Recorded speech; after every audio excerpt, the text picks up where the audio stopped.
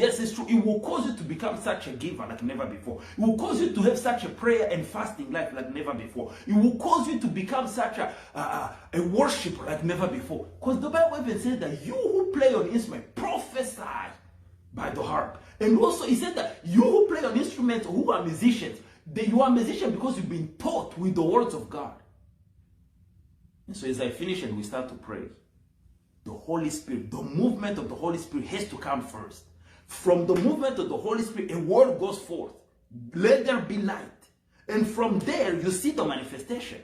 From that's what, you see, it comes down to a few things.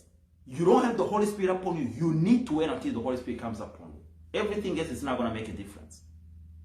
I'm telling you this. I led the young man in California who had memorized the entire New Testament. He was the #1 in America for what they call the Bible Bee contest, which means you go from California State. He had won his little town contest. He went on the state level. From the state level, he went on to the national level, the entire USA. And everywhere he knew more scriptures than everybody, so he won the entire United States. This young man was also a world-class pianist. He could play Beethoven, he's still playing. He's been to Europe, all over the place.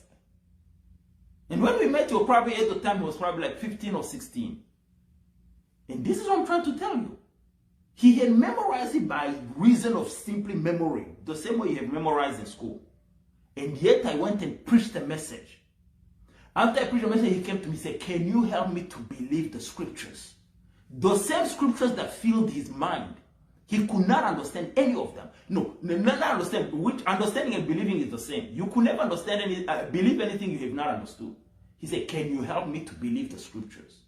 And so I told him, I said, "Are you born again? Do you believe in Jesus?" He said, I think I have said a prayer, but there is something I need. And so I led him into the prayer of salvation. And he became saved and he was changed.